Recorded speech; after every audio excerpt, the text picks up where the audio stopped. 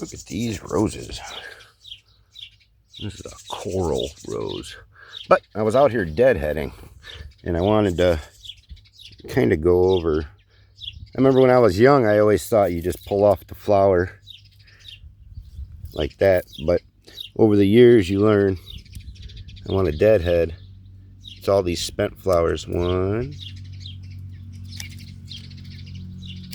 Cut these all off here.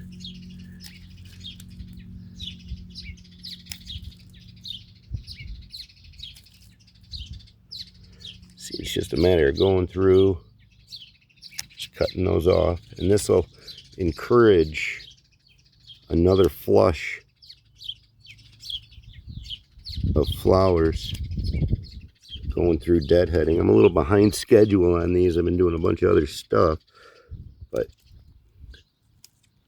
now that these are going to be deadheaded, I can expect another summer flush. See, even like this is, if you look, let me put these down here. See, in a situation like this where you have a lot of buds, I can actually cut these back here above the leaf node and right here, and what that'll do is that'll cause branching.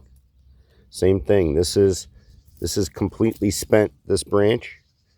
Okay, so I could come back here above the leaf node here, somewhere in between the junction and the leaf node, snip, and that'll cause branching.